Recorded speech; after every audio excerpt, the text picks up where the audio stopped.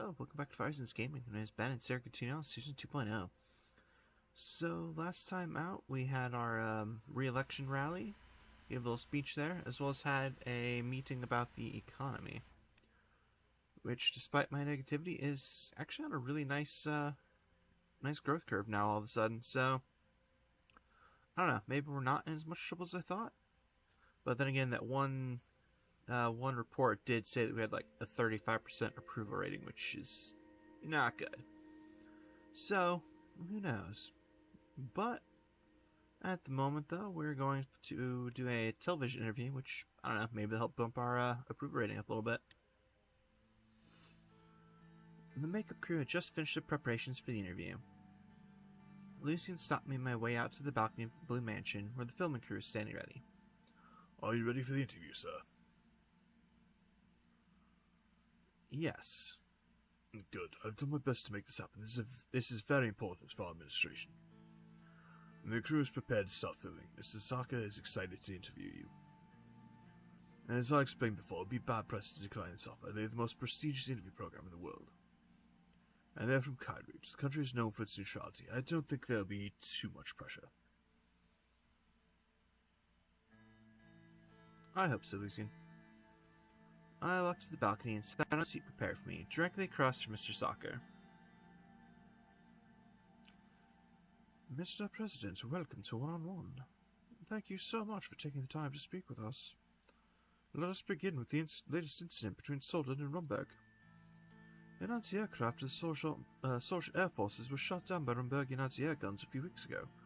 Officials from the Rumbergian government proclaimed that the aircraft was flying inside the airspace of Rumberg.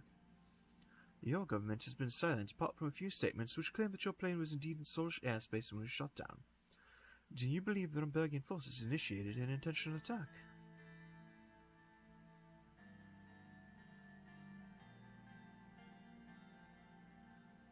We have reason to believe that, yes. Yes. Rumberg has become increasingly aggressive over the last years. Does that mean there will be more hostilities on the horizon? I hope not. We're willing to do what it takes to avoid conflicts. Do you believe Queen Livingston shares the same sentiments?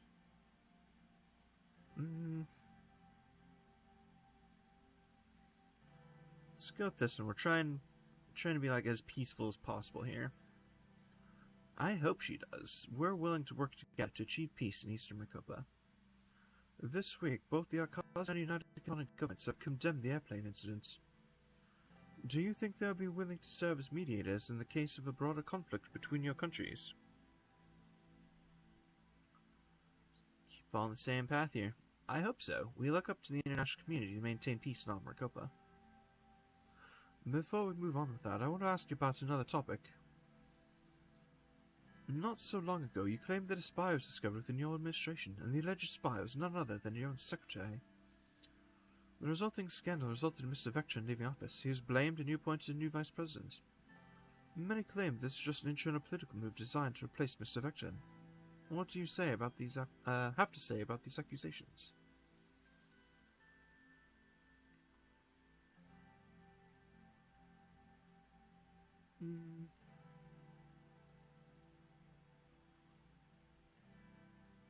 Let's see. I'm gonna go with this one. I mean, we have evidence. So, it's all nonsense. We have evidence she was leaking sensitive information. Don't you think you are partly to blame? She was your secretary. It was going on right under your nose.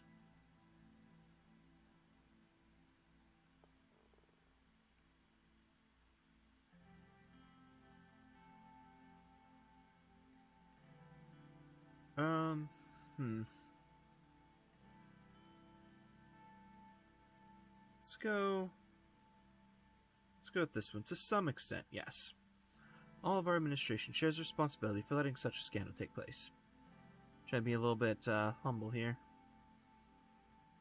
He didn't look like he was satisfied by my response. He stopped for a moment and took a brief look at his papers. Okay, let's return to your foreign policy. Let's talk about the ongoing conflict around Helliland Island. I believe Soldan is committed to stand with Oxen. In fact, you have a military alliance with them.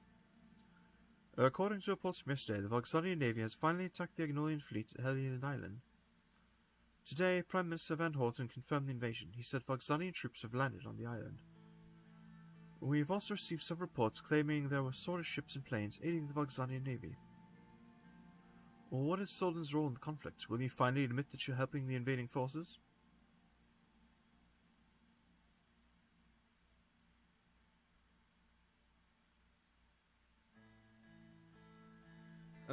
Let's see.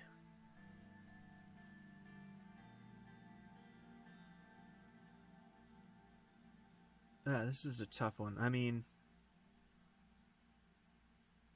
we're not really doing anything in this invasion, so I'm gonna go with this one. Sordland has nothing to do with the invasion. However, Voxland has the right to intervene in Helluland. Mr. President, I have the report from the Alliance of Nations here. He pulled a grainy photograph of a ship and showed it to me. Here. The Swordfish flag on the ship was clearly visible. He then shuffled the papers in front of him, placed a paper on top, and started reading it. Yesterday morning, the Swordfish fleet was spotted in the vicinity of Hellion, and reconnaissance planes were observed flying above the island. It clearly shows that your forces are interfering. How will you explain this?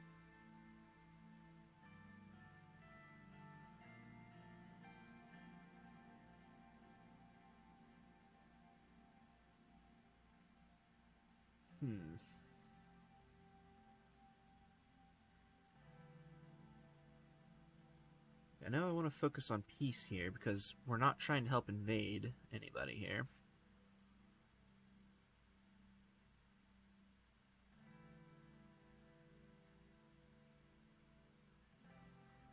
And that doesn't prove anything. Our ships are there for humanitarian aid, nothing more. Humanitarian aid with gunboats? The AN's report clearly states that Swordfish ships were blocking the route from starport to Hellion right before the Voxanian attack occurred. What you're saying is a bit of an overstretch, don't you think, Mr. President?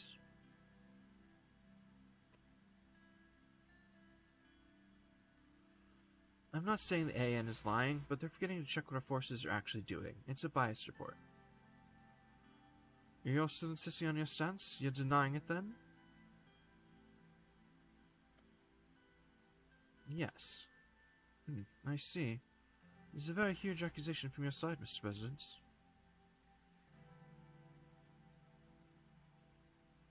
Please, let's continue with other questions. He let out a sigh. Fine, let's move on. I'm not sure if that was the right answer to give on those or not, but that's okay. Last year, a huge conflict took place close to your borders with Valen. When the Vasic forces partook in a massacre of Bludish civilians under the guise of eliminating the Bludish Freedom Front, Soldan decided to watch the atrocities take place. In fact, you not only closed the borders to the refugees fleeing from a massacre, your border guards worked in cooperation with the Vasic forces. Will you accept responsibility of thousands of lives that are lost in Valen?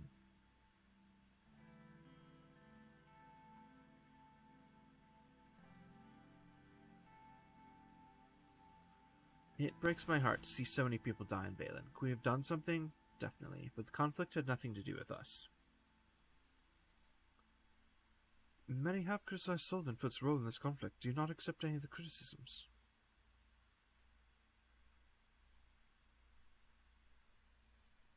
Guess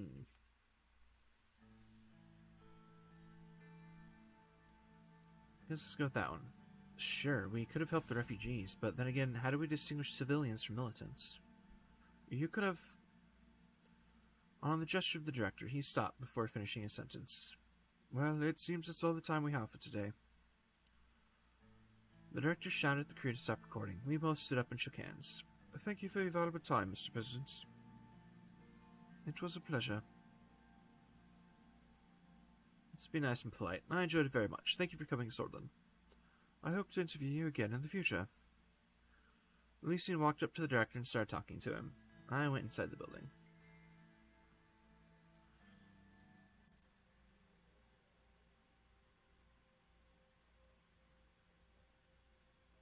Cool. Alright, I have no idea if that went well or not. Really was not sure how to answer those questions about Vogs in there. As far as I knew, our forces were just like observers, not getting actively involved. So I have no idea. All right, let's see what's going on in the Codex here. An update on Mansoon Leak, apparently. That's a thing.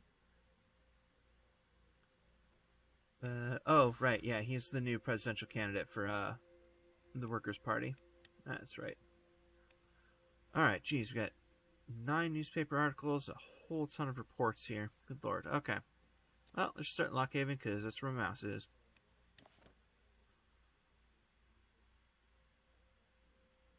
Yeah, boy, that's not good. Okay. Controversial PR visit.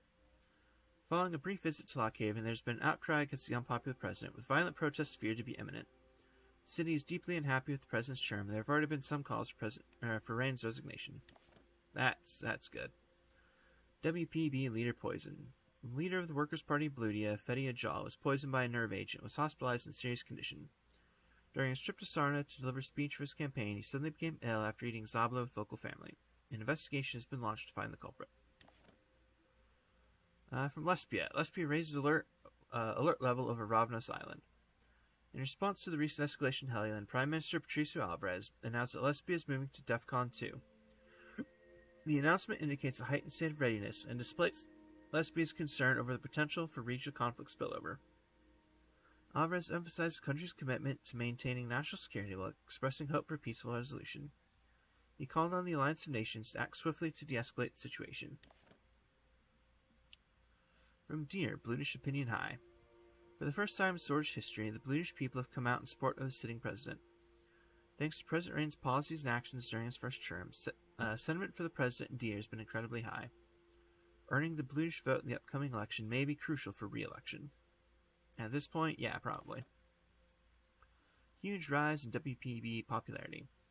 The Workers' Party Bludia has seen a massive increase in membership following the creation of the Burgess Special Zone in Deer. The establishment of a local assembly and increase in their autonomy has been something the Blues have fought for years to achieve. Comes as no surprise, there's been an increase in politics now that it is more accessible. The Workers' Party of Bludia political party places a strong emphasis on participatory democracy, unions, minority rights, and egalitarianism. From Wholesword, Mansoon becomes new WPB leader. In a public statement, WPB headquarters announced that Mansoon Leak was invited back to the party and was elected as the new leader of the WPB. They stated that the WPB will not pull back from the race and will continue with Leak as the presidential candidate.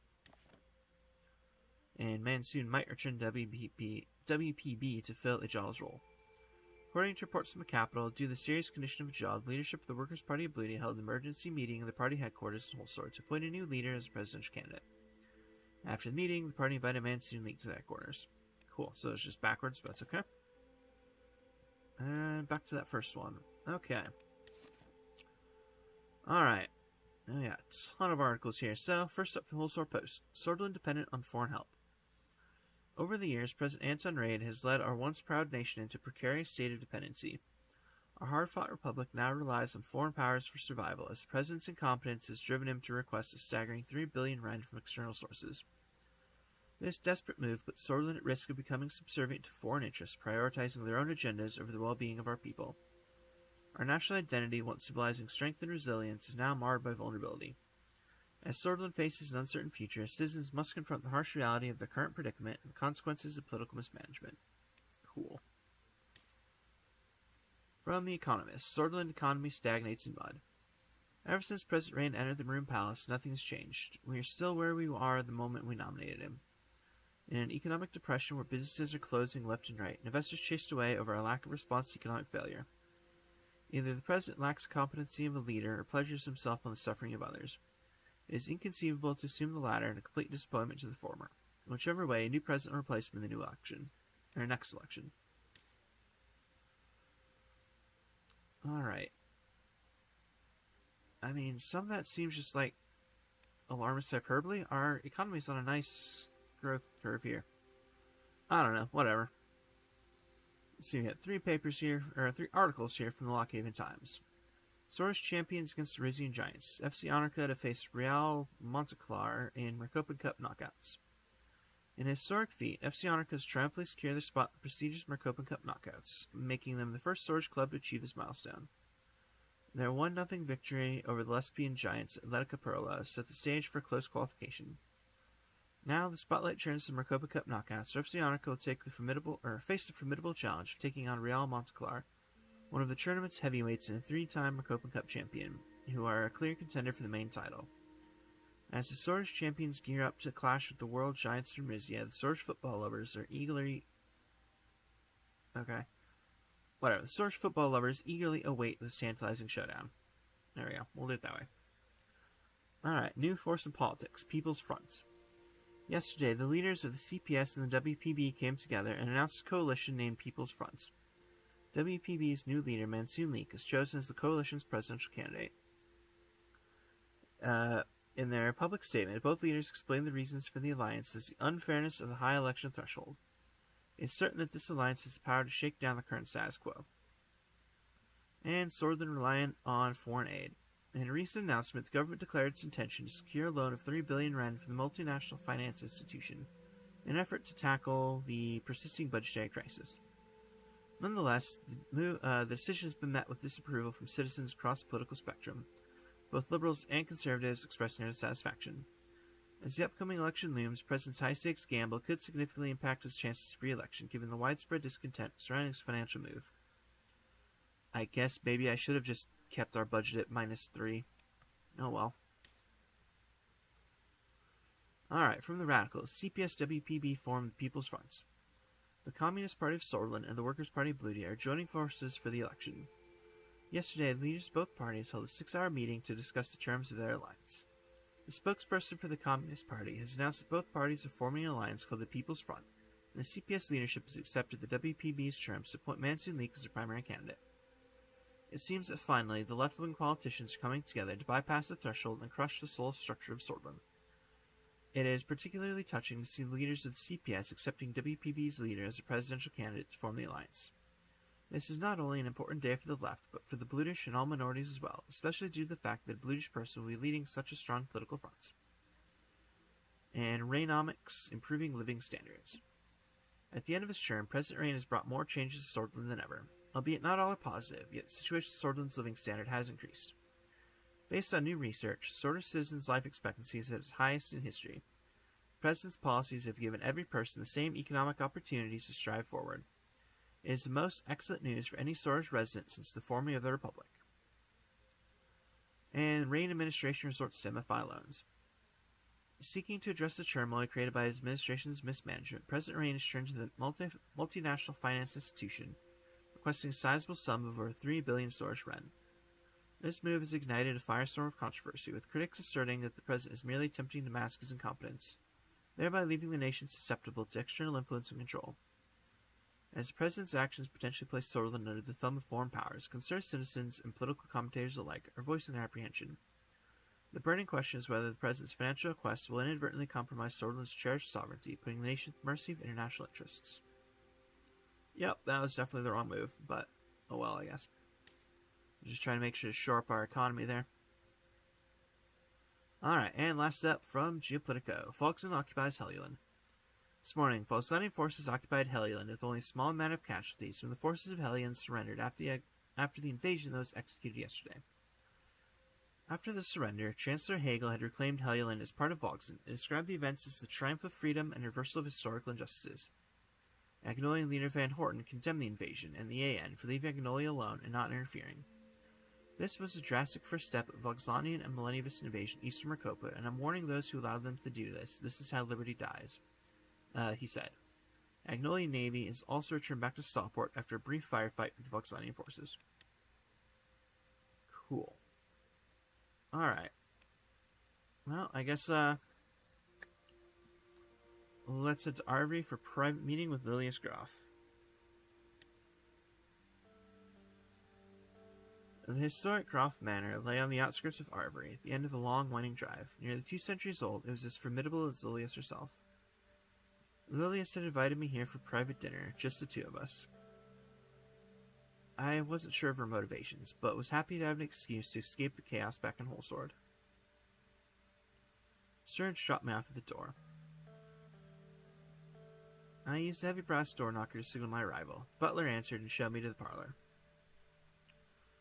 Gas lanterns lent the wood-paneled room a cozy orange glow. Lileas was sitting on the sofa. Above her hung a nearly life-size portrait of a sallow, unhappy-looking young woman in a lace ball gown. Let's go with that. Is that you? My mother, actually. I was her only child, you know. Giving birth to me left her medically unable to conceive. My father never could forgive her for not bearing him a son, and she never forgave me. She took a measured sip of one of the 2 glasses of sparkling wine she was holding and handed me the other. Let's be polite. This sounds like a painful childhood. The silver lining is that despite personally despising me, they felt compelled to grant me all the advantages a son would have had, including the education I needed to rise to my current position. That seems like a dick way to say that, so let's go with the second one. Would you be so kind as to tell me why you invited me over? Given how your wife spends her time these days, I thought she might be needing a home-cooked supper. The butler silently stepped into the parlor and rang a silver bell. Speaking of which... She led me to the dining room, where a glittering chandelier hung from the high ceiling. Beneath it was a long table set for 2. A woman in an apron and chef's hat, Vasic by her appearance, ceremoniously presented a roast rack of venison. A home-cooked supper, huh? Please, Mr. Rain, I didn't get to where I am now by slaving away in the kitchen. Lileas bowed her head and said a quick prayer, then motioned for me to dig in. It was some of the best meat I'd ever had. We ate in silence for a while, then Lileas pensively laid down her cutlery. Anton, I want you to know that I have nothing but respect for you. But, given certain developments that have occurred over the course of your term, I believe you are no longer fit to lead the United Soldier Party. Lileas took a deep breath. I wanted you to be the first to know that I myself will be running against you at the party congress. I suspected that might happen. Of course you did. You aren't stupid. Did you think I'd sit by as you made a mockery out of this country's constitution? The very constitution that is keeping this nation safe from internal and external threats. You're a disgrace to the name of Tarkin's sword, whom lest we forget you threw in prison.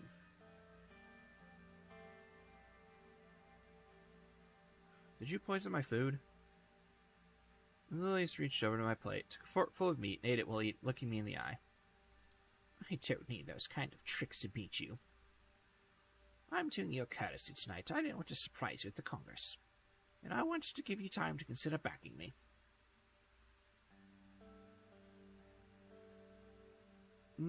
I mean, we're not going to back her, but...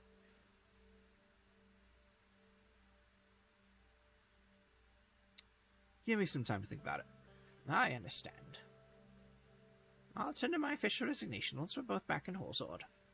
I rose from my chair.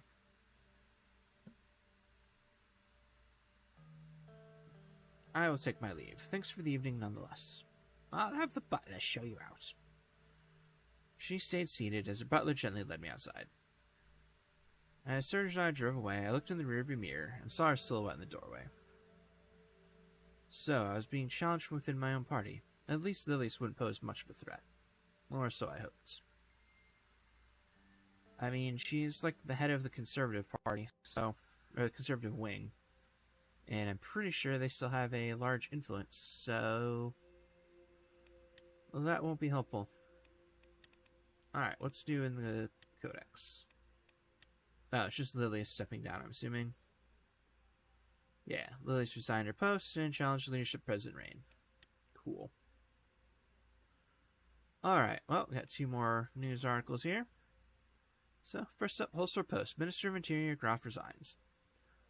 In a sad turn of events for the Rain administration, Interior Minister Lileas Graf handed in her resignation following nearly 4 years in the cabinet. Graf, the former mayor of Holsord Narvary, overcame the barriers posed by her sex to become one of Sorlin's most beloved conservative political figures, and few expect her to simply retire. Some insiders speculate that Graf is preparing to run for USP leadership, which, given how far the party has strayed under our current president, may end up being quite successful. Yeah, like I was saying. And from the Radical, Graf throws in the towel. More chaos in the Rain government as Lileas Granny Graf resigned from her position as Interior Minister. The reasons for resignation were not publicly given, although as one of the country's most hardline soulists and religious conservatives, it stood to reason that she and Rain would have a falling out at one point or another. We'll be watching her next moves extremely closely. Cool.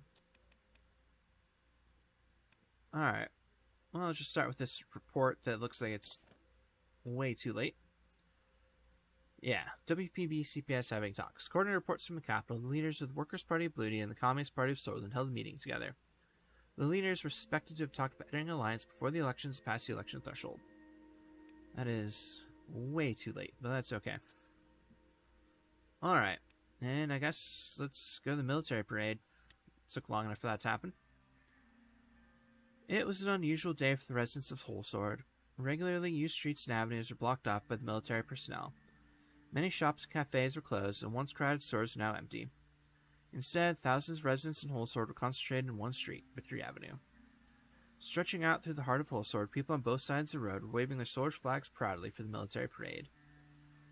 I was getting prepared to embark on my trip. It was going to be a short drive down Victory Avenue until we reached the Maroon Palace.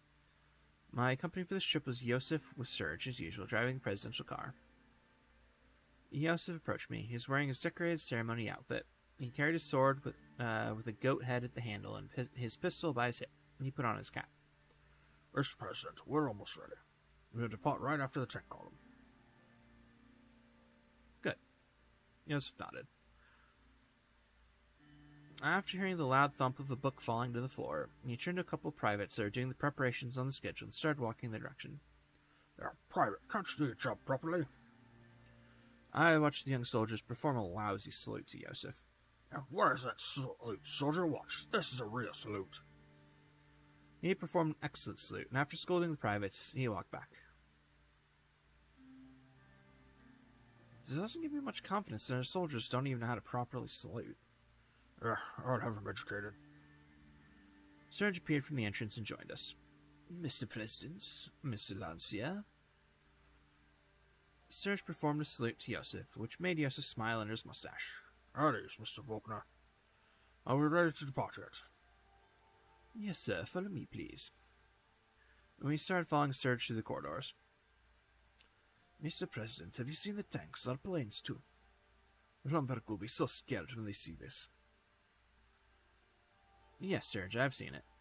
My kids were very excited to wake up today, to see the planes fly. Serge, where did you do your military service? Mona, 7th Artillery Squadron. I still talk with many of my friends from those days. The camaraderie of military is never forgotten. I'm still in touch with my friends from basic training as well. What about you, sir? Where did you serve? All over Sorting. Mr. President was under my command once. Gumran Outpost. He turned to me. Do you remember those days? Who could forget Major Lancier? We called him the Relentless. Yosef let out a long laugh. Good old days. We are here, sir. We exited the building, walked over to the clearance, where the Black Cadilla, the presidential car, was waiting.